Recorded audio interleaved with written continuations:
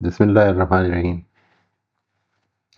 अस्सलाम वालेकुम जी। आज हमारा जो the seventh irrational belief that we are studying is that it is easier to avoid facing life's difficulties and self-responsibilities than to undertake more rewarding forms of self-discipline and new challenges। इसके ऊपर मैंने एक छोटा सा clip डाल दिया था, आपने उम्मीद है देख लिया होगा। अगर कोई सवालात हों तो बताइए, वरना फिर छुट्टी करते हैं। हमारे पास पिछले सेशन में अदनान साहब का, मोहम्मद उमर साहब का और आयशा का, we had these questions they were waiting. अगर आप में से कोई मौजूद हैं तो आप कर सकते हैं जी। मोहम्मद उमर, आप अनम्यूट कर लें। अस्सलाम वालेकुम सर। वालेकुम अस्सलाम रहमतुल्लाह जी, खैरियत से? जी शुक्र है। ये जो आज का जो बिलीव है सर, ये तो बस ये समझो बिल्कुल अक्कासी कर राजू मेरी अच्छा, ज्यादा। वाह, सेल्फ रिकग्निशन। हाँ तो प्रोक्रेस्टिनेशन इससे पैदा होती है जी। प्रोक्रेस्टिनेशन के टालते जाना। वो तो जो जितनी भी चीजें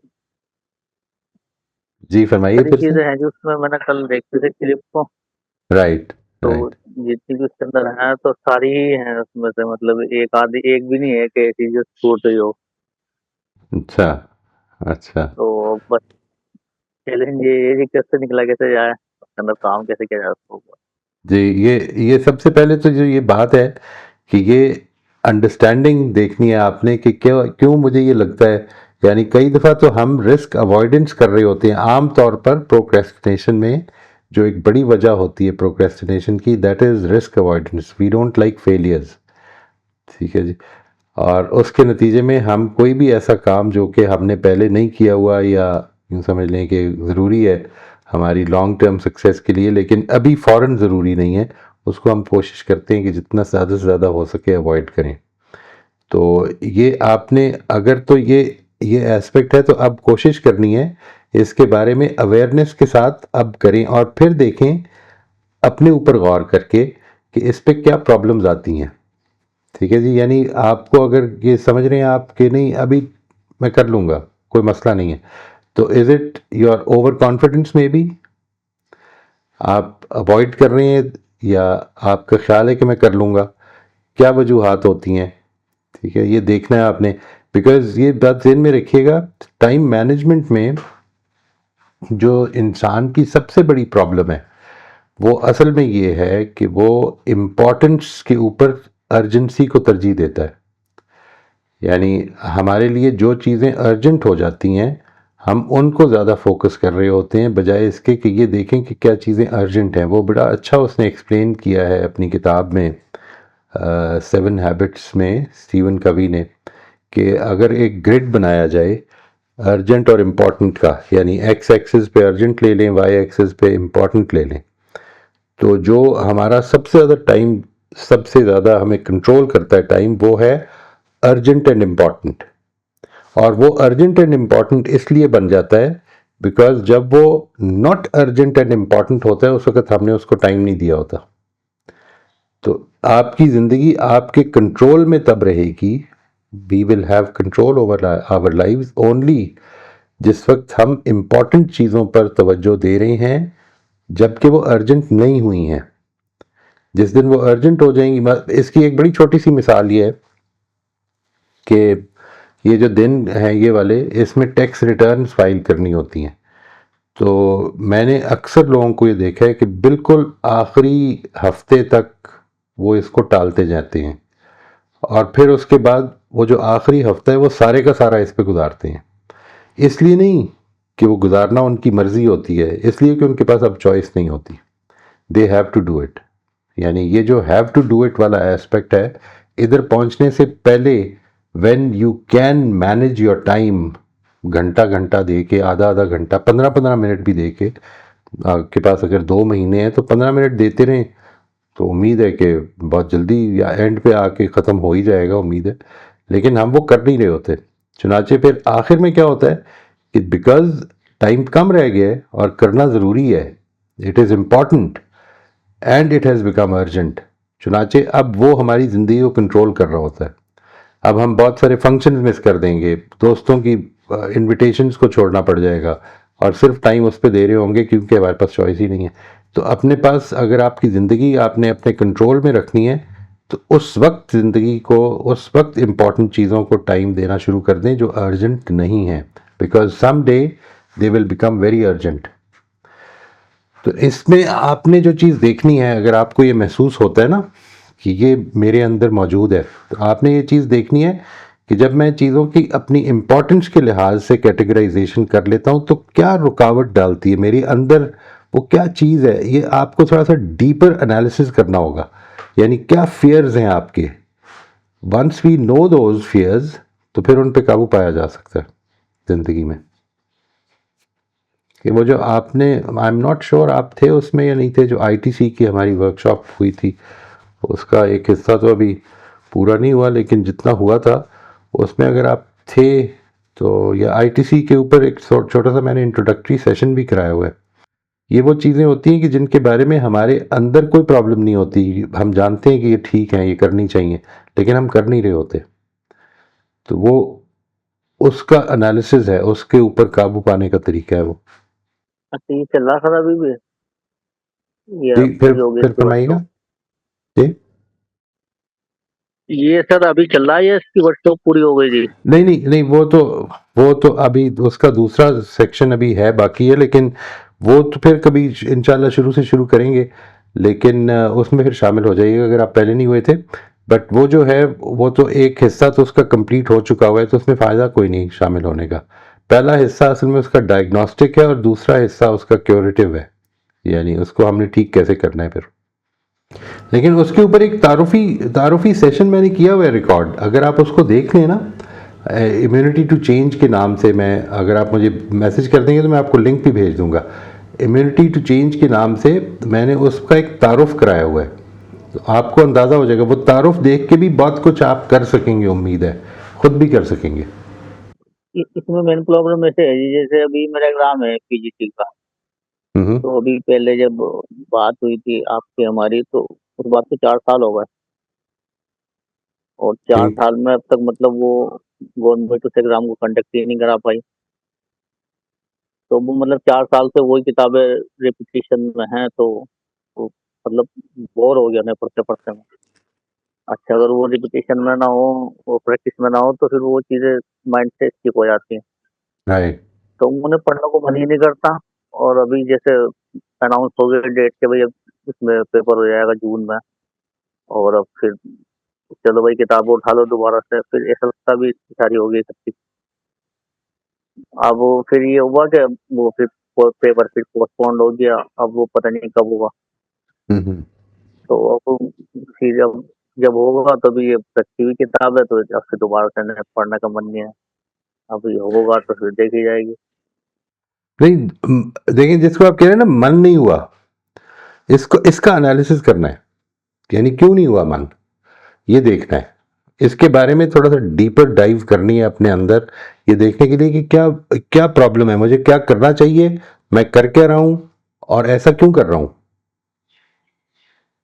यानी अगर मैं वो करूं जो ये इस वक्त मैं कर रहा हूं, अगर वो मैं ना करूं जो इस वक्त कर रहा हूं, तो क्या चीज़ है जो मुझे अंदर से डिस्टर्ब करेगी।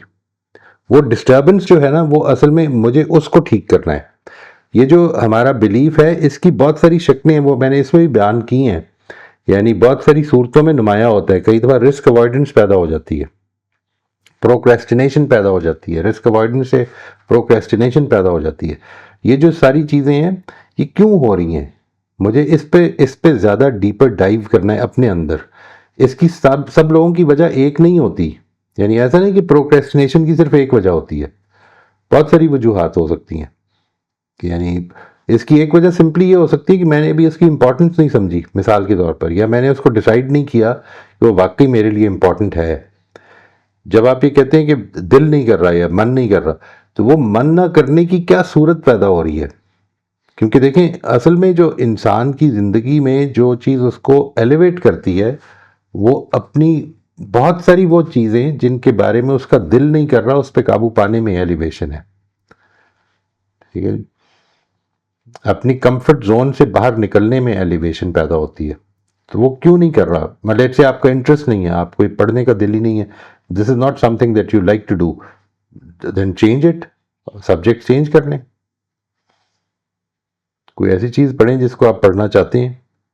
उसकी उसकी बड़ी सरफेस वजूहात भी हो सकती हैं, बड़ी डीपर वजूहात भी हो सकती हैं। तो इसको अगर आप एक दफ़ा इस पर अगर बात करना चाहें तो फिर अलग से इस पर हम बात कर लेंगे कि ये इसकी वजह क्या है, आपकी इस करने की क्या वजह है, उसको अलग से फिर देख लें, क्योंकि that's a very, it's a kind of personal thing. ये कोई इसके बारे में जनरलाइजेशन नहीं की जा सकती, ये सेल्फ रिफ्लेक्शन से अपने अंदर पैदा होती है। अभी एक प्रॉब्लम और इसमें हुई कि जैसे अब जब तक हम जुड़े हुए नहीं थे इधर से, तो ये बहुत सारी चीज़ें जैसे क्रिटिकल रिफ्लेक्शन है, हमारी कम्युनिकेशन स्किल्स वगैरह हैं। तो सबसे मेन जो टॉपिक हमारा वो एब्स्ट्रैक्शन वाला, वो तो बड़ा ज़बरदस्त था ये। अभी इतनी सारी इंफॉर्मेशन गैदर हो गई इकट्ठी, तो उसने क्या करा कि शख्सियत के अंदर एक खला पैदा कर दिया। पहले ऐसा लगता था कि भाई ठीक है, जो चीज़ें हमारे पास हैं वो बस ठीक है। हाँ, लेकिन अब पता चला कि इतनी सारी चीज़ें और हैं जो हमें पता भी नहीं है और हमें उसके बारे में कुछ आता भी नहीं। बस अभी ये भी यहाँ से भाई एक इंट्रोडक्शन होने के बाद में वो खाली हो गई सारी चीज़ें। अब उसे फिल करने के लिए मतलब बहुत सारा काम करना पड़ेगा, और हम्म। इतनी सारी चीज़ें पहले ही बैकग्राउंड में ऑलरेडी चल रही हैं। मतलब एग्ज़ाम हो गया, बच्चों की एजुकेशन होगी, और मतलब काम के मसाइल हो गए। और फिर ये पता चला कि अपनी सिस्टम के अंदर इतनी सारी कमियां भी इतनी सारी इकट्ठी हो गई, ये भी एक्सप्लोर हो गई। तो वो सब इतना सारा हो गया कि वो सब खिचवी खिचवी हो गई। अब काम मतलब इतनी सारी चीज़ हो गई काम करने के लिए, लेकिन एक एक पे भी मतलब अगर काम करा जाए तो उसके लिए काफी लंबा वक्त चाहिए। और मतलब एक अंदर से एक ऐसी अर्ज पैदा होती है कि ये सब चीजें कम से कम टाइम के अंदर शख्सियत के अंदर डाल ली जाना। जी। तो इस पे बहुत काम करने के बाद भी एक ही जगह से शुरू कर लें, थोड़ा थोड़ा कर लें, तो उसके बावजूद भी वो कंट्रोल नहीं हो पा रही चीजें। यानी ये ख्वाहिश कंट्रोल नहीं हो पा रही, ये कह रहे हैं आप? बस ये ख्वाहिश नहीं, वो मतलब उसका पैटर्न नहीं बना पा रहा जी मैं। अब ये जैसे ये वाली बात है ना कि थोड़ा थोड़ा उसमें से एक चैप्टर लेके एक पे काम कर रहा है। जी। अब वो जैसे मिसाल के तौर पर हमारी क्रिटिकल डिफ्लेक्शन हो गई थी, तो अभी मैं उस राइट। पर दोबारा दोबारा भी 3 मरतबा काम कर चुका, लेकिन वो जो हंटिंग अजम्पशन वाला जो पोर्शन है ना, जी। वो हो ही नहीं पा रहा। तो वो हो नहीं पा रहा का मतलब है आप करने की कोशिश करते हैं या करने की कोशिश नहीं करते जब वक्त आता है तो? कोशिश तो होती है सर उसमें, लेकिन वो कर नहीं पाता मैं। मतलब जैसे जैसे अब एक सेंटेंस में 10 अजम्पशन होती हैं, तो 10 राइट। में से 2 ही मुश्किल से निकल पाती हैं। ठीक है। बाकी पर बाकी वो उसके अंदर फिर पता चलता है कि इसमें तो 4 और हैं, तो ये 2 और आ गई, फिर और आ गई, और फिर वो एक हुजूम इकट्ठा हो जाता है उनका। राइट। राइट। इस लेकिन वो एज ए टाइम जब मैं इस पे काम करता हुआ होता हूँ तब नहीं हो पाता। मैं समझ गया हूँ, मैं समझ गया हूँ। इसमें इसमें जो चीज़ इम्पोर्टेंट है वो ये है कि आप कुछ अरसे के लिए अपने किसी साथी के साथ, या हम मिल के, आप मेरे साथ अगर मिल के काम करें थोड़े अरसे के लिए, तो इसकी जो आपकी ज़िंदगी में हम जब एक एक चीज़ को थेरेटिकली कर रहे होते हैं ना, तो सब मिल के कर रहे होते हैं, चीज़ें रिजॉल्व हो रही होती हैं, उस वक्त आपने देखा होगा कि बहुत सारी एजम्पशंस दूसरों की वजह से हमें समझ में आ जाती हैं। हम अपने जब मसाइल को ले रहे होते हैं तो उन मसाइल की अगर हम अजम्पशन समझ सकते तो हम मसाइल को हल कर लेते। यानी वो अगर हमें कुछ थोड़ा सा हेल्प मिल जाए थोड़ी सी, तो that will open many doors for us. तो उसके लिए हम कोई इस तरह का प्रोग्राम बना लेंगे इंशाल्लाह, साथियों से मिलके, और भी लोग जो इसमें इंटरेस्टेड हों वो बताएं, तो इंशाल्लाह हम इस पे कोई रख लेते हैं सेशन, 1-2 हफ्ते में रख लेते हैं। आप अपनी अपनी इश्यूज लेकर आइए ठीक है जी, यानी इश्यूज के बारे में आप अगर वाजे कर दें कि ये मेरा इशू है, ये प्रॉब्लम हुई है, ये स्टेटमेंट आई है, मुझे इसमें से अजम्पशन निकालनी है, तो हम मिलके कोशिश करते हैं कि निकाल देते हैं। तो उसमें एक दफ़ा दरवाज़ा खुल जाए ना, तो फिर आसान होनी शुरू हो जाती है चीज़। ये होती बिल्कुल ऑब्वियस है, यानी सामने पड़ी होती है, लेकिन वो इतनी सामने होती है कि दिख नहीं रही होती। और कुछ जाहिर है कि पैराडाइमेटिक अजम्पशन थोड़ी डीपर होती हैं, उनमें थोड़ी सी ज़्यादा मुश्किल हो जाती है। तो कोई ऐसी कोई परेशानी की बात नहीं है। मैं जो जिस चीज़ को मैं हमेशा टारगेट समझता हूँ, आइडियलाइज करता हूँ, वो यही तो है कि हम एज अ कम्युनिटी एक दूसरे की हेल्प करें। ठीक है, तो इसमें और लोग भी जो शामिल होना चाहेंगे, दे मोस्ट वेलकम। हम इसके लिए कोई extra time maybe Sunday ही को या किसी और दिन हम रख लेंगे। तो आप इस पे अपनी कुछ इश्यूज जमा करके मुझे अगर एक दफ़ा भेज दें या अली को भेज दें, तो हम उस पर कोई सेशन रख लेते हैं इंशाल्लाह। तो इसमें परेशान होने की ज़रूरत नहीं है, ठीक है ना जी। यानी आपने असल में ये सोचना है बार बार अपने अंदर के डायलॉग को, ये इंपॉर्टेंट है जो मैं आपसे अर्ज कर रहा हूँ, अंदर के डायलॉग को ठीक रखना है। अंदर का डायलॉग आपको हमेशा ये याद कराए कि ये ज़िंदगी भर का सफ़र है, मेरी जिम्मेदारी आज के दिन को ठीक यूटिलाइज करना है, कहीं पहुंचना नहीं है। मैंने अगर उतना टाइम जो मेरा ख्याल है कि मुझे देना चाहिए इन चीज़ों को, मैं दे रहा हूँ। देखें, अगर तो टाइम मैनेजमेंट प्रॉब्लम है तो वो भी इंशाल्लाह हमने इसको डिस्कस करनी है। उसके लिए बड़ी इम्पॉर्टेंट चीज़ जो है वो ये है कि अपनी ज़िंदगी की इम्पॉर्टेंस और अर्जेंट्स जो है ना, वही जो उसका ग्रिड है उसने बनाया हुआ है ना, जो ग्राफ, चार जो उसने उसके हिस्से बनाए हुए हैं, उनको समझ के उनके अंदर अपनी ज़िंदगी को हमने फोकस करना है। अगर तो कोई चीज़ अर्जेंट हो गई है जो इम्पोर्टेंट भी है, तो उस पर तो हमें टाइम लगाना ही है।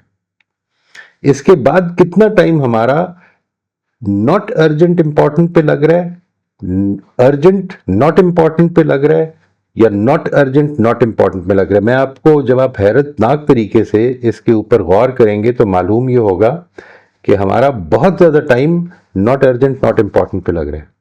ना वो अर्जेंट है ना इंपॉर्टेंट है।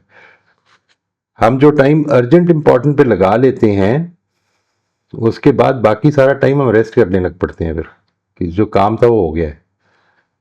ठीक है, रिलैक्सेशन का मूड जारी हो, अपने आप को इस पे चाको चौबंद करना है, यानी मुझे अपने अपनी मकसद को, अपने विजन को अचीव करने के लिए मेहनत करनी है,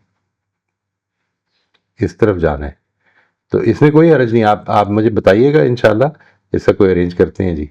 जी मैं बेहतर है जी, मैं कर दूंगा इंशाल्लाह। इंशाल्लाह जी, इंशाल्लाह। बहुत शुक्रिया, थैंक यू। मोस्ट वेलकम जी, मोस्ट वेलकम। लेकिन ये कीजिएगा ज़रूर, ताकि इसमें हो सकता है 1-2 हफ्ते लग जाए, लेकिन हम करेंगे ज़रूर, अल्लाह ने चाहा तो। यही तो काम है करने वाले जी। थोड़ा सा ये फंस गया था ना, ये तो इसलिए थोड़ा लगा, नहीं इंशाल्लाह हो जाएगा, मैं समझ गया। बिल्कुल बिल्कुल, जो चीज़ इंपॉर्टेंट है वो ये कि आपने आज का सफ़र पूरा करना है, और सफ़र जो है वो कहीं पहुंचने का नहीं है, वो अपनी तरफ से एफर्ट का है। वो एफर्ट कर ली है, you can sleep well, sleep at peace, ठीक है ना जी। लेकिन अगर वो एफर्ट नहीं की तो फिर परेशान हैं जी। इसमें फिसलते रहते हैं सर, मतलब हाँ, उसका बनाते हैं, फिर फिसल जाते हैं, फिर बनाते हैं, फिर फिसल राइट। जाते हैं। तो इसमें कोई हर्ज नहीं, आपने बना फिसलने से एक दफा ज्यादा बनाना है, ठीक है ना जी। यानी ये हो सकता है आप लाख दफा फिसलें, इससे कोई फर्क नहीं पड़ता, as long as you are ready to do it again. ये सारा रास्ता ही यही है, और तो कुछ है ही नहीं। यही से बच रहे हैं। जी, ठीक है सर, अच्छे से समझ आ गई आज, चल।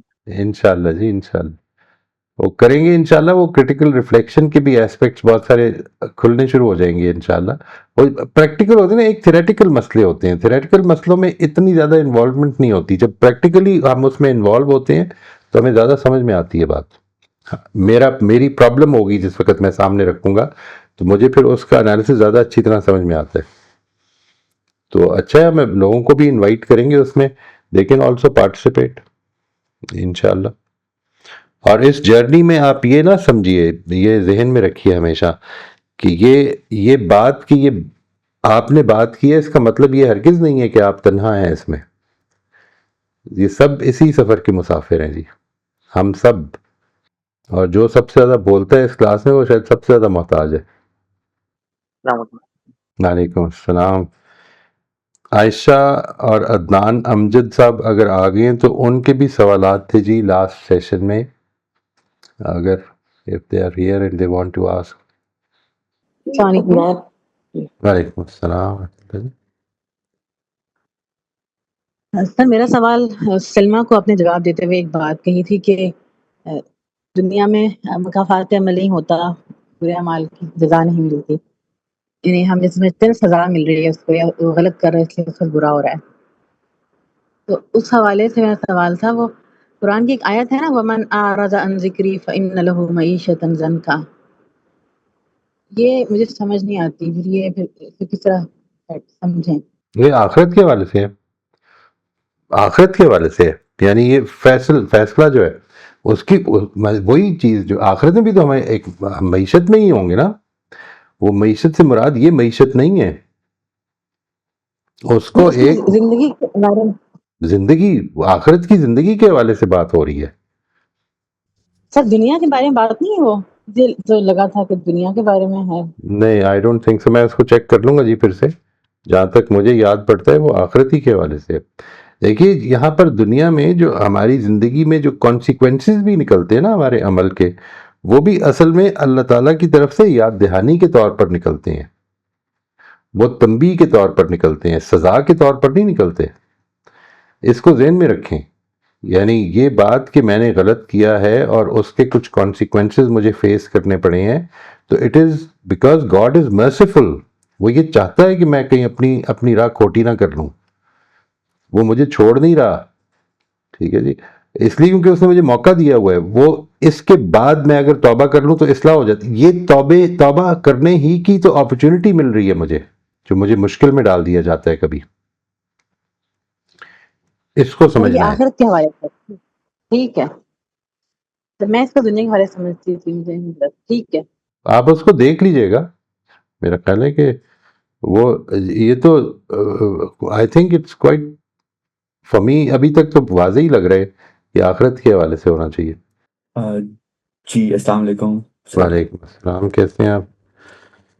अल्हम्दुलिल्लाह सर, अल्हम्दुलिल्लाह। अच्छा सर, जो लास्ट सेशन के हवाले से था, वो ये 2 पॉइंट्स थे मेरे कि जब हम बात आप एम्फसाइज आपने किया था काफ़ी ज़्यादा कि हमें जब हम जो भी मेन इवेंट से रिलेटेड कंसर्न है तो सर्कल ऑफ कंसर्न से हम बाहर निकले और सर्कल ऑफ इन्फ्लुएंस के ऊपर हम फोकस करें। मेरा जो प्रॉब्लम है वो सर्कल ऑफ इन्फ्लुएंस में रहते हुए असल में होता है, वो क्लियर हो जाता है मेरे लिए कि ये जो मैं नहीं कर सकता वो नहीं कर सकता।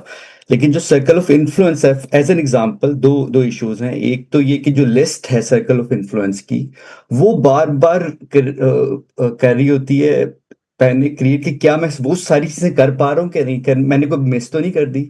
आपको याद होगा एग्जांपल मैंने ट्रैवल की दी थी, तो बार बार वो, और मैंने उनको बताया था कि वो बहुत लंबी नहीं होती, लेकिन एक दिन पहले का जो इशू है कि क्या जो सब चीजें मैंने करनी है वो कर ली हैं कि नहीं करनी। राइट। छोटी सी कोई एग्जांपल दूंगा, जैसे लास्ट टाइम, जो लास्ट तो नहीं, एक मतलब 1.5 साल पुरानी एक जर्नी हम कर रहे थे, तो कुछ चेंजेस आ गई थी, जैसे कि ट्रेन जो थी वो जिस टाइम पर हमने लेनी थी वो मुझे एकदम रात को शो हुआ कि वो नहीं है। ठीक है, अब एक ऑल्टरनेट मौजूद है, मगर उसमें मैं अजम्पशन लेना चाह रहा था। मतलब ऑल्टरनेट ये था कि मैं किसी कुलीग को कॉल करता और कोई टैक्सी अरेंज करता। ये रात को मुझे पता लगा साथ, बट इट वाज, अब उसमें पॉजिटिव नेगेटिव था कि यार इतनी रात को किसी को डिस्टर्ब करूं, तो let's take a leap of faith, कोई बात नहीं, मैं दूसरी ट्रेन पकड़ कर पहुंच जाऊंगा जो क्रिटिकल है। लेकिन अब वो बार बार सवाल ही आ रहा था, नहीं नहीं ये तुम्हारा डिसीजन ठीक नहीं है। सो डिसीजन जो मैं ले रहा हूं उससे पहले वो, उस पर जो है वो कंफ्यूजन क्रिएट हो रही है, वो पैनिक क्रिएट कर रही है, या वो राइट। लिस्ट क्या मैं पूरी करूं, तो वो सर्कुलर इन्फ्लुएंस डिस्टर्ब कर रहा होता है। राइट, यानी आपने आपने इसमें भी जब ये चीज़ डिस्टर्बेंस क्रिएट कर रही हो तो इसमें भी सर्कल ऑफ इन्फ्लुएंस और सर्कल ऑफ कंट्रोल को बनाना है, सर्कल ऑफ कंसर्न्स और circle of influence circle of control बनाना है। कि ये मिसाल के तौर पर मैं सब कुछ करने के बावजूद भी कुछ मिस कर सकता हूं, ये मेरा कंसर्न है। जी। ठीक है, मैं क्या कर सकता हूं कि इसका चांस रिड्यूस कर लूं कि कुछ मिस, लेट्स से मैं अपनी डिसीजन मेकिंग को ऑर्गेनाइज करने की कोशिश करता हूं। ठीक है, मैं उसको आपको बड़ा सिंपल सा एक रूल बताता हूं कि what needs to be done, ये मैंने लिखनी है चीज़ें, what needs to be, what I think will be some extra beneficial things, वही मैंने लिखनी है चीज़ें। ये लिखने के बाद अब मैं उसके ऊपर गौर करके एक दफ़ा और गौर करूँगा और फिर लोगों से भी मशवरा कर लूँगा। इसके बाद मैं उसके ऊपर सोचूंगा नहीं। I will keep my thoughts in check, because if I let my thoughts loose, ये जो बात है ना कि तुम ये जो कर रहे हो अदनान, ये जो कर रहे हैं आप, ये ठीक नहीं है, ये ठीक नहीं है, ये ठीक नहीं है, मिस कर देंगे, ये खामखा का एक फियर है। अब ये जब हो, अगर मिस कर दिया होगा तो देख लेंगे फिर, मतलब जब पता चल जाएगा कि मिस कर दिया तो या तो हम उसको ठीक कर लेंगे और या फिर उसको फिर अब उसके बगैर गुजारा करेंगे, क्या मसला है। यानी why do we need to be perfect, वो जो परफेक्शन है वो तो अचीव होनी नहीं है, उसको एस्पायर क्यों करें। हम अपनी अपनी जो हमारा जो प्रोसेसेस हैं उनको अच्छा कर लेंगे, इसके बाद गलतियां जो हैं उनके बारे में गौर करेंगे, कैसे मिस हो गई, मैंने क्यों ये मिस कर दी, इसके ऊपर बाद में एक बार देखेंगे, for the learning purposes, not for putting any blames on anyone कि तुम तो हो ही बहुत ज़्यादा केयरलेस आदमी है, नथिंग लाइक दैट। ये आपकी ये again this is going to not benefit anyone. आपने ये देखना है कि मैं इस वक्त एक फैसला करने की पोजीशन में हूं, मैंने अपने फैसले के प्रोसेस को ठीक करना है। वो प्रोसेस क्या है वो मैंने ठीक करना है ना, ये मेरे कंट्रोल में है। अब कहीं गलती ना हो जाए, ये कंसर्न है मेरा, मैं इसको ठीक कर लूंगा, अगर हो गई तो हो गई, जो काम करेगा वो गलती भी करेगा। ये इसमें जो सही। अच्छा, सबसे वो इंपॉर्टेंट चीज है ना, आपने पहले भी ये वर्ड बोला हुआ है, एंग्जाइटी। एंग्जाइटी और इस नौयत की जितनी भी चीज़ें हैं वो मेरी इस मामले में बड़ी दो टोक राय है, मैं वो आपसे अर्ज़ करता रहता हूँ और फिर से अर्ज़ कर देता हूँ कि ये बेसिकली पैदा होती हैं चीज़ें अनकंट्रोल्ड थॉट से। ठीक है, यानी आपकी थॉट आपकी कॉन्शियसली चोजन थॉट नहीं है, लेकिन आप उसके पीछे पड़े हुए हैं, एक से दूसरी, दूसरी से तीसरी, तीसरी से चौथी, ये थॉट्स का एक चेन शुरू हो जाती है विच इज़ अनएंडिंग, यहां तक कि उससे बड़ी कोई प्रॉब्लम आ जाए या आपको कोई चीज डिस्ट्रैक्ट कर दे। ठीक है, ये प्रोसेस जो है ना, इसको ठीक करना है। प्रोसेस को ठीक क्या करना है, प्रोसेस को ठीक ये करना है कि मैं अगर कभी भी अपने अंदर इमोशनल डिस्टर्बेंस फील करूंगा तो इसकी वजह सिर्फ एक होगी, और वो क्या होगी कि या तो मेरा कोई मेंटल पैटर्न जो है वो प्रॉब्लम डाल रहा है, और या फिर मेरी थॉट्स जो है वो गलत रास्ते पे चल पड़ी हैं। मैंने अपनी थॉट्स के बारे में कॉन्शियस होना है, अपनी अपनी सोच पे पहरा बिठाना है कि नहीं, मैंने नहीं ये सोचना, I am not going to think about it. इसके लिए छोटी छोटी से टाइम इंटरवल्स के लिए एक्सरसाइज शुरू कर दें कि मैंने अगली 2 मिनट तक इस चीज पे फोकस करना है। आपको उन 2 मिनटों में हो सकता है 50 दफा माइंड डिस्ट्रैक्ट हो जाए आपका, लेकिन मैंने वापस लेके आना है, वापस लेके। ये जो आपके ब्रेन की हैबिट है ना कि मैंने अपने तौर पर सोचना है, ठीक है, ये अदनान नहीं सोच रहे, अदनान का दिमाग सोच रहे और अदनान को परेशान कर रहे, मैंने ये नहीं होने देना। Brain is my tool, like my arms and my legs and my nose and my eyes. मैं वो अपनी मर्जी से नहीं चीज़ों को देख रहे, अगर मैं कोई चीज़ पढ़ना चाह रहा हूँ तो ऐसा नहीं हो रहा कि वो मेरी आंखें उधर चली जाती हैं। ठीक है, यानी लेकिन मेरा दिमाग ही कर देता है, मैंने उस दिमाग को अपने कंट्रोल में लेके आना है कि नहीं, ये टाइम अभी नहीं है, I will think about it. मैंने जब सोचना होगा वो मेरी कॉन्शियस सोच होगी, उस वक्त सोचूंगा। ऐसे नहीं कि मेरा दिमाग चाहता है कि भाई अभी ये काम ना करो, कुछ ये सोच लो। आपको दिमाग हर उस काम से रोकने के लिए परेशानियों में मुब्तला करता रहेगा, because it's an ease loving, it's a very lazy tool. इसको समझें, ये बात समझ में आ रही है जी? जी, बेसिकली बिल्कुल आ रही, बिल्कुल आ रही। जी, इसमें सिर्फ एक एडिशन कर दूं, राइट, ये बिल्कुल, और ये जाहिर है कि इस पर मजीद गौर करके इसको इम्प्लीमेंट करने की ज़रूरत है, बिल्कुल, थैंक यू वेरी मच।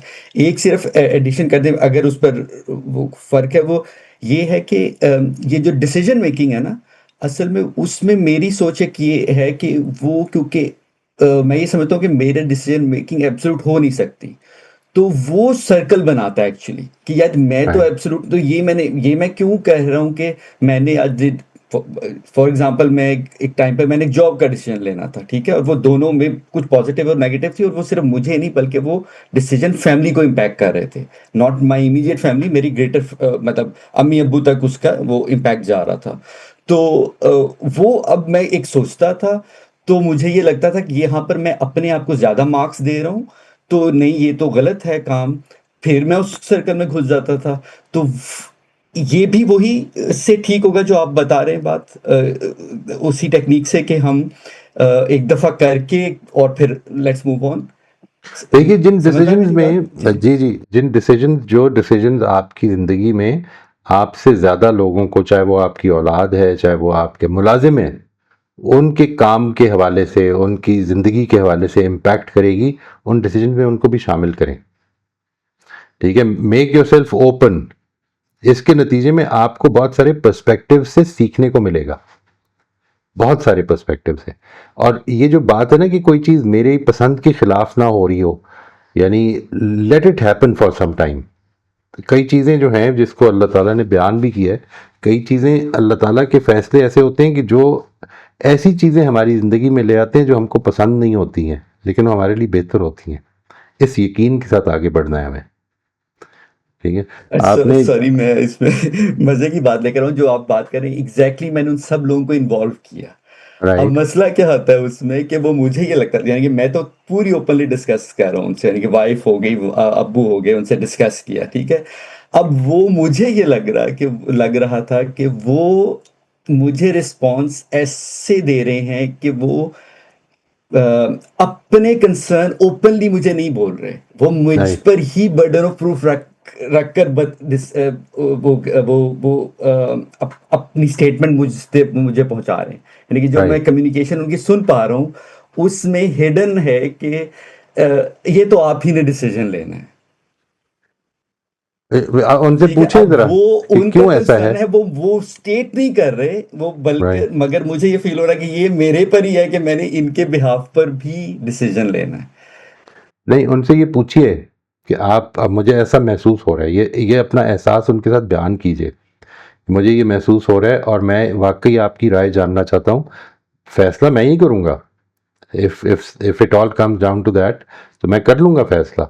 सवाल ये है कि एक फैसला जिससे सब लोग इम्पैक्ट हो सकते हैं, उसमें आपका भी पर्सपेक्टिव मुझे पता चल जाए ना। इससे मेरा पर्सपेक्टिव, वो जो अभी आपने कहा है कि no decision will ever be perfect, वो हमेशा हर चीज़ का अहाता हम नहीं कर सकते, हम वो नज़र नहीं रखते जो अल्लाह ताला की नज़र है। जब नहीं रखते हैं तो जाहिर है कि हमारी लिमिटेशंस हैं। तो उन लिमिटेशंस को जितना हम बेहतर कर सकें, वो बेहतर किस तरह होता है कि हम दूसरे पर्सपेक्टिव को शामिल कर लें।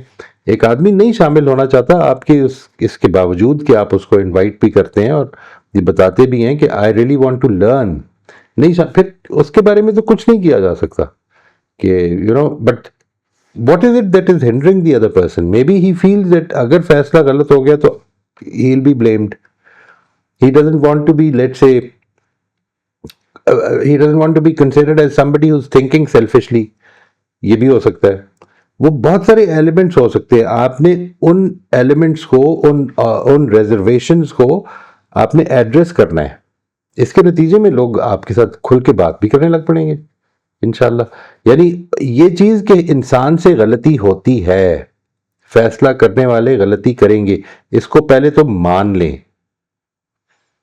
ठीक है, यानी इस चीज़ को अपनी ज़िंदगी का, अपनी सोच का हिस्सा बना लें। हम गलती करते हैं, मिलके भी गलती कर सकते हैं।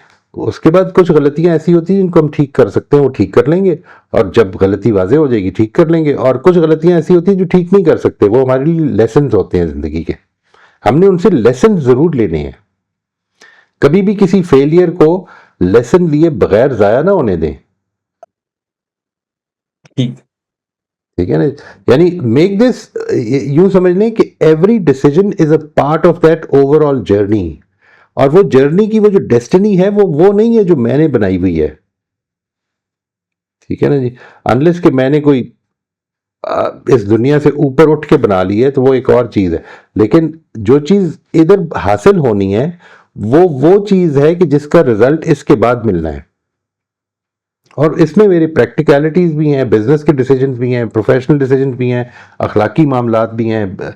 अखलाकी मामलात तो खैर सारे ही हैं, लेकिन ये कि बहुत सारे मामलात ऐसे हैं जो घर के मामलात हैं, दफ्तर के मामलात हैं, इन सब में बेसिक मसला तो मेरी एलिवेशन है ना, उसमें गलतियां भी मेरी एलिवेशन का बायस बनेंगी इंशाल्लाह।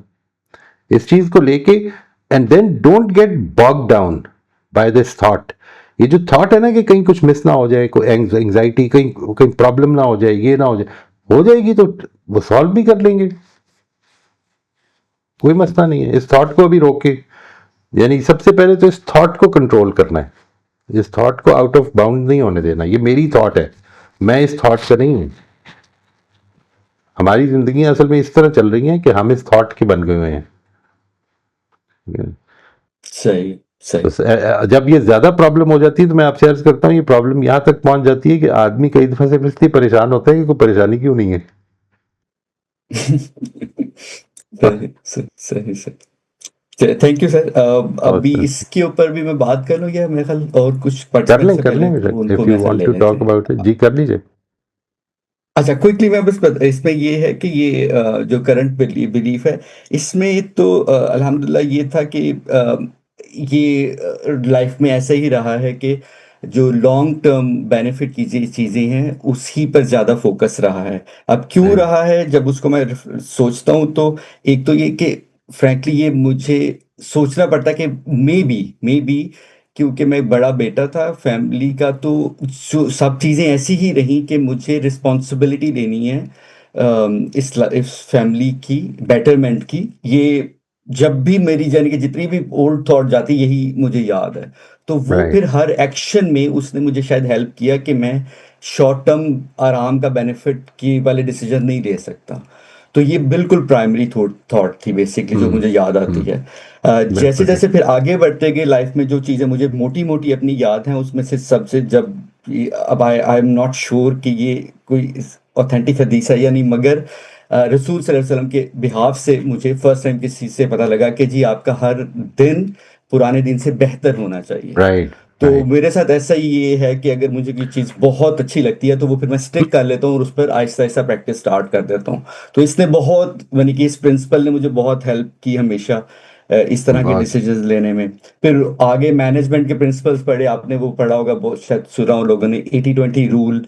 वो मैं जी जी। बहुत इम्प्लीमेंट करता हूँ कि क्या ज़्यादा इम्पोर्टेंट है।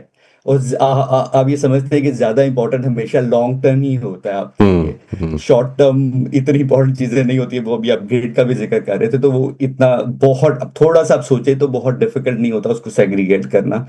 तो ये मोटे मोटे प्रिंसिपल्स थे जिन जो मुझे हमेशा हेल्प किए हैं, जिन्होंने वो डिसीजन माशाल्लाह जी। लेने में जो लॉन्ग टर्म बेनिफिट के ज्यादा हैं। अब वो जाहिर है आखिरत से रिलेटेड हो या इस दुनिया के लॉन्ग टर्म डिसीजन से। बहुत अच्छी बात है, तो माशाल्लाह। अल्हम्दुलिल्लाह वो शॉर्ट टर्म उसमें ज्यादा फंसने से अवॉइड ही करते हैं। जाहिर है हम इंसान हैं, अब छोटे वाले भी लेते हैं, लेकिन मेजोरिटी जो है वो लॉन्ग टर्म असल थॉट में के शॉर्ट साथ टर्म जाता हूँ। प्रॉब्लम नहीं है।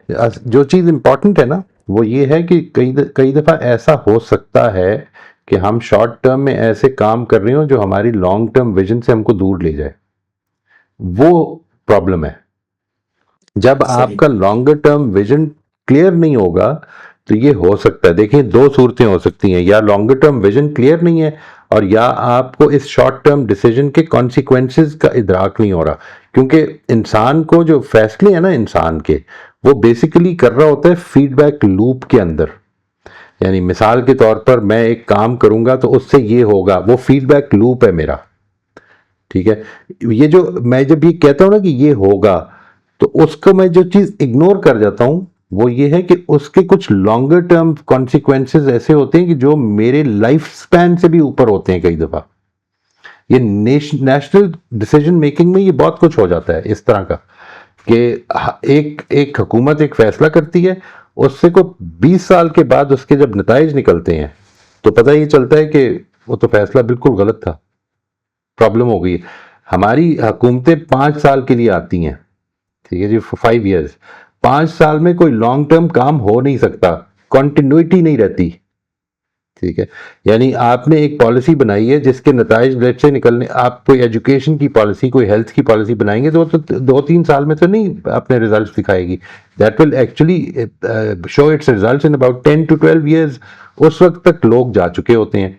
अच्छा, उस वक्त तक 2 हुकूमतें, तीसरी हुकूमत भी आ गई होती है। वो जो कंटिन्यूटी है वो चूंकि नहीं रहती, इसलिए हम लोग हैं ही सिर्फ मीडियम टर्म लोग। हम we think in 5 year terms, हमारा कोई लॉन्ग टर्म विजन ही नहीं है। वो लॉन्ग टर्म विजन किसका हो सकता है? यानी हुकूमत तो, क्योंकि देखिए एक सीरियस प्रॉब्लम मैं आपसे अर्ज करता हूँ, बहुत सारे लॉन्ग टर्म फैसले ऐसे हो सकते हैं कि जिनको 5 साल के बाद अगर देखा जाए तो उनका कोई नतीजा ही ना निकले, वो नजर ही ना आ रहे हो। एग्जैक्टली। देखिए जी, बिल्कुल। लेकिन मिसाल के तौर पर सड़कें बनाना जो है ये नजर आ जाएगा। एजुकेशन की ऊपर इस्लाह नजर नहीं आएगी, कुछ भी नजर नहीं आएगा। ठीक है जी। तो ये जो एस्पेक्ट्स हैं इसकी वजह से we become oriented towards results. ठीक है, वो जो प्रोसेसेस हैं हम उनको समझा भी दें तो प्रोसेसेस जो हैं वो असल में रिजल्ट्स नहीं निकालते जल्दी। वो तो ये बताएंगे जो अभी उमर साहब बात फरमा रहे थे, वो जब प्रोसेस इख्तियार किया जाता है तो चूंकि वो रिजल्ट नहीं निकाल रहा होता तो कई दफ़ा हम ओवरवेलम होने लग पड़ते हैं कि फिर क्या करें, किस तरह से करें, वो नतीजा भी तो निकलना चाहिए। ये सारी चीज़ें जो हैं इनको सामने रख कर हमें ठीक फैसले करने हैं, that is the most important thing. सही, सही। बिल्कुल ठीक है sir. Thank you very much, thank you very much, welcome जी। Thank you. कमर अब्दुल कुद्दूस साहब आप अनम्यूट कर लीजिएगा। जी शुक्रिया। जी शुक्रिया। अस्सलाम वालेकुम। जी सर। वालेकुम अस्सलाम अ, वरहमतुल्लाह जी, खैरियत से हैं? सर, जी अल्लाह का शुक्र। आपका क्या हाल है? अल्हम्दुलिल्लाह। अच्छा हुजूर वाले, मैं जो बात आपसे पूछना चाह रहा हूँ, आपकी कुछ नशीसे दरमियान में मैं नहीं भी उसमें शरीक हो पाता, लेकिन यूट्यूब पर आपकी खानका के जो सेशन है वो देखता रहता हूँ। तो आज जो चीज़ मैं पूछना चाह रहा हूँ ये कि मुझे जो मसला सबसे ज़्यादा महसूस होता है अपने साथ आजकल, वो है काहिली का या सहल पसंदी का। मतलब कोई काम मुझे लगता है जो मेरी पसंद का भी हो सकता है और या उसको मैं अहम भी समझ सकता हूँ, लेकिन जब वो करने का वक्त आता है तो फिर उस वक्त उसके लिए जो मतलब उठ के करना उसको, उसकी जगह कोई आसान काम होगा या कोई ऐसा काम जो एक और काम जो कि मुझे पसंद भी होगा, निस्बतन कम पसंद भी होगा, लेकिन जो कि वो आसान होगा तो मैं वो कर लूंगा। इसकी मिसाल ये लें कि वर्जिश करना दरम्यान में मैं शुरू करता हूँ कभी कभी। तो पिछले कुछ 2-3 हफ्ते पहले मैंने शुरू किया, 4-5 दिन लगातार की वॉक की, वर्जिश की। उसके बाद फिर काफ़ी दिन मैं सोचता रहा करूँगा, करूँगा, और वो वक़्त आता था वो उस वक़्त मैं मतलब कर सकता था उठ के, लेकिन वो फिर सोचता था कि भई रहने दो। तो ये एक, इसके अलावा एक और चीज़ ये है कि मुझे सियासत का बहुत शौक है, तो मेरे पास किताबें भी हैं कुछ जो कि सियासी लोगों की लिखी हुई हैं, मज़ामीन वग़ैरह। इसके अलावा अब मुझे पसंद तो ये है कि मैं मुताला करूँ उसका, उससे जो समझ में आता है, जो लुत्फ़ आता है वो ज़्यादा होता है। लेकिन उसकी जगह जब वक़्त आता है कि मेरे पास फ़ारिग वक़्त है और पढ़ सकता हूँ मैं, तब मैं क्या करता हूँ कि यूट्यूब पर कोई पॉडकास्ट देख ली, कोई किसी सियासतदान की गुफ्तगू सुन ली। वो चूँकि आसान होता है तो मैं वो बड़ी ज़्यादातर मैं उसी का इंतखाब करता हूँ। तो हम्म। इसको मतलब इस काहिली को या सहल पसंदी को, जो भी आप या कुछ और अगर आप इसको कहना चाहें, तो इसको जब मौका आता है उस मौके पर मैं कैसे इस पर काबू कर सकता हूँ, कैसे इसको दूर कर सकता हूँ? तो एक ये चीज़, और दूसरा में एक सवाल ये है कि आपने इज़हार ख़्याल किया एंग्ज़ायटी और इस डिप्रेशन, इस तरह के मामलात के बारे में आज ही गुफ्तगू करते हुए। तो मैं, अगर आप चाहें तो मुख्तसर ये बताइएगा कि जो साइकियाट्री है, साइकियाट्री की फ़ील्ड के बारे में आपका क्या ख़्याल है? किस लिहाज से क्या है? बड़ी अच्छी फील्ड है जी। मैं ये मतलब अपनी अपनी जो प्रॉब्लम है वो भी बयान करता रहता हूँ कि यानी इंसानी नफ्सियात जो है उसमें मैं जिससे बहुत ज़्यादा मुतासर हुआ हूँ, जिस एक स्कूल से, वो असल में लोगोथेरेपी का स्कूल है जी, विक्टर फ्रैंकल का जो स्कूल है, और उसकी एक वजह है। यानी I believe that psychology has been made devoid of meaning. यानी हम साइकोलॉजिकल प्रॉब्लम्स बगैर मकसदियत के बगैर निकाल देना चाहते हैं, जो कि मेरे ख्याल में इंसान की जो साख्त है उसके खिलाफ है। यानी मिसाल के तौर पर मैं एक ज़िंदगी को बामकसद गुजारना चाहता हूँ, ज़िंदगी बामकसद है भी या नहीं? ठीक है, मैं इस लम्हे को बामकसद गुजारूं, ये जो अभी आपने बात फरमाई है कि मुझे अपनी ज़िंदगी को इस तरह करना है, if you have a very strong purpose in front of you कि मुझे ये करना है, वही बात के जब हम बात कर रहे थे, जब ये अर्जेंट हो जाएगा ना, जब आपको मालूम होगा कि मुझे ये जो जिम है, let's say you have set a target for the next 6 months कि मैंने किसी कंपटीशन में पार्टिसिपेट करना है, तो वो अब एक एक्सटर्नल टारगेट है जो कि आपको कई दफ़ा मोटिवेट कर देगा। ये क्यों होता है? इसलिए कि आपने एक बामकसद काम शुरू कर दिया अपने लिहाज से। मैं ये समझता हूँ कि psychiatry is a very wonderful field. Psychology ख़ास तौर पे जो है, जो ये इंसान की नफ्सियात को, इंसान को समझना, ये मेरे हिसाब से बहुत ही इम्पॉर्टेंट फील्ड है। चाहे आप साइकेट्री में या साइकोलॉजिस्ट के तौर पर कंसल्टेंसी में आए या ना आए, लेकिन उसको, उसका फ़हम तो बहुत बड़ी इंपॉर्टेंट चीज़ है। लेकिन जो भी लोग इसमें इंटरेस्टेड हों, मैं उनसे ये बहुत ज़्यादा इम्प्लोर करूँगा उन्हें कि वो they must read Victor Frankl as well. ये बाकी सब लोग जो हैं वो ज़रूर देखें, उनकी बड़ी कॉन्ट्रीब्यूशन हैं, बट आई थिंक इसने असल में जो एक ओवरऑल व्यू दिया है इंसान का, वो मेरी अंडरस्टैंडिंग ऑफ इंसान से बहुत ज़्यादा हम आहंग है। यानी इंसान एक बामकसद काम करना पसंद करता है, बामकसद मकसदियत को पसंद करता है। और वो महज यानी लेट से अपनी तनख्वाह के लिए जो काम कर रहा होता है, उससे ज़्यादा मोटिवेट वो इस चीज़ में होता है कि मैं एक मीनिंग है, I am making a contribution. वो जिसको इंट्रिंसिक मोटिवेशन कहते हैं ना, वो पैदा होती है उससे। तो आई believe that psychology is a wonderful field. बाकी जो आपने काहिली की बात फरमाई है, उससे मैं आपसे गुजारिश ही करूँगा कि कुछ काम आपने सोचने हैं कि जो आप बहुत इंटरेस्ट से करते हैं, बहुत ज़्यादा इंटरेस्ट से करते हैं। मिसाल के तौर पर पॉडकास्ट सुनना, आपने कहा कि मैं podcast I like to listen to it. तो मिसाल के तौर पर अपनी पॉडकास्ट की जो जो जो सुनना है, उसका जो उसकी जो खुराक है, उसको आप किसी तरह से अपनी एक्सरसाइज के साथ मिला सकते हैं कि इज़ इट पॉसिबल कि वो जो टाइम जब आप एक्सरसाइज कर रहे हों, एक्सरसाइज अगर बहुत स्ट्रेनस कर रहे हैं तो शायद वो पॉडकास्ट की तरफ तवज्जो ना दे सकें, लेकिन मिसाल के तौर पर वॉक कर रहे हैं या इस नौयत की जो कार्डियो एक्सरसाइजेज होती हैं वो कर रहे हैं, तो उसमें तो वो दैट कैन बी मैनेज्ड कि आप उसको सुन रहे हैं। तो combine two things which are important for you together, जिधर जिधर ये कंबाइन हो सकती हैं, तो उसमें आपको ज़्यादा पुश मिलनी शुरू हो जाएगी। ये बात मेरी वाज़ेह हुई जी, मैं जो अर्ज़ कर रहा हूँ? जी जी यानी मिसाल के तौर पर मुझे इस चीज़ का बड़ा शौक था और मेरे से ये मेंटेन नहीं हो पा रही थी। I wanted to walk regularly, walk करनी चाहिए, लेकिन वो डिसिप्लिन नहीं पैदा होता। मैंने उस वॉक के साथ जब ये कंबाइन कर लिया कि मैं कुरान मजीद याद करना शुरू कर देता हूँ, उसकी एक सूरा को रिपीट पे लगा कर मैं सुनता रहूँगा, एंड वो तो 5 किलोमीटर मुझे ऐसे लगता था कि अब I started looking forward to that time कि जिस वक्त मैं निकलना होता था, क्योंकि दो चीज़ें अब कंबाइन हो गई हैं, वो पुश ज़्यादा हो जाती है उसमें। इसी तरह से ये हो सकता है कि आप कनेक्शन आपके लिए इंपॉर्टेंट है, तो कनेक्शन अगर इंपॉर्टेंट है तो वो टाइम जो आपकी फैमिली के साथ गुजरना चाहिए या आपके दोस्तों के साथ गुजरना चाहिए, उसको आप वॉक में ले आएँ। ये दो काम इकट्ठे हो जाएंगे इसके नतीजे में।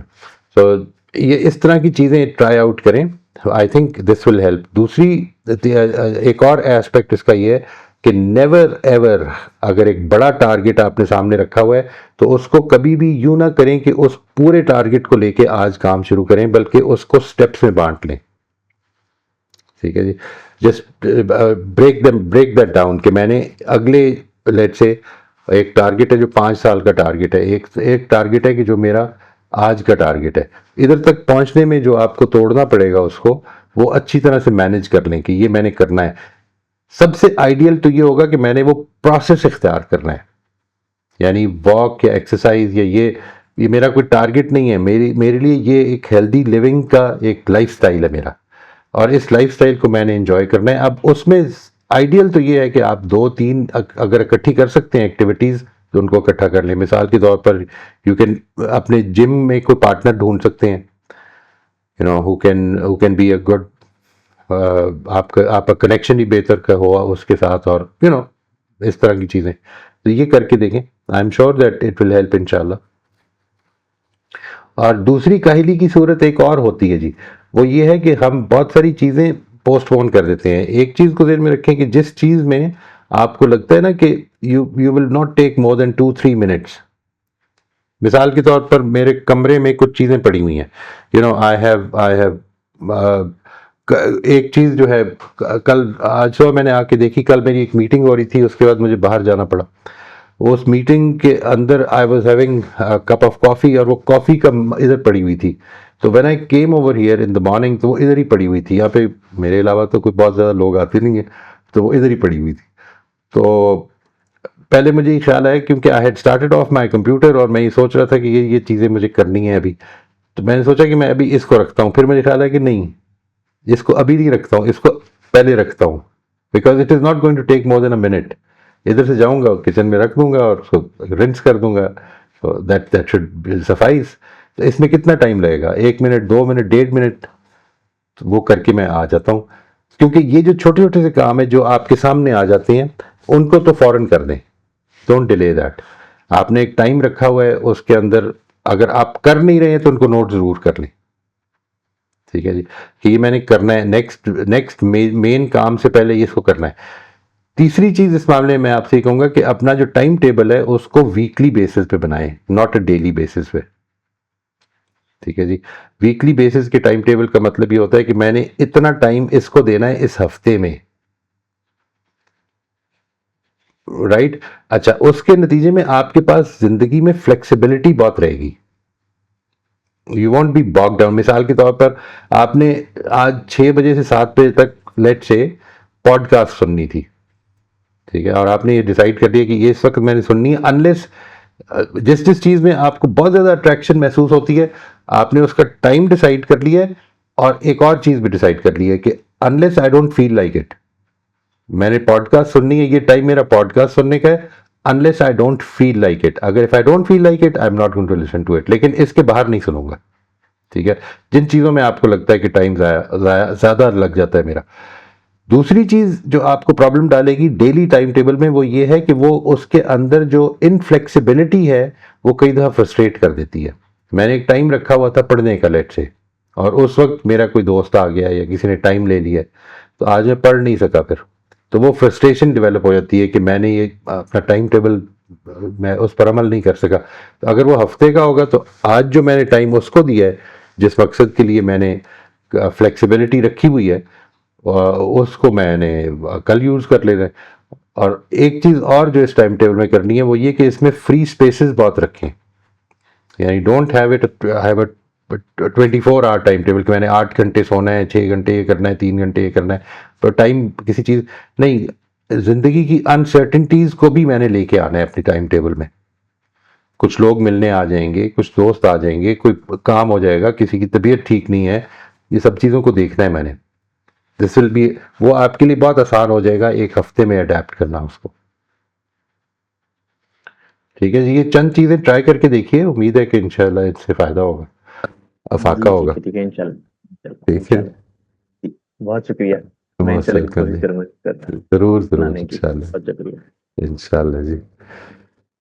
ठीक है जी, और कोई एनीबडी? चलें, और तो कोई नहीं।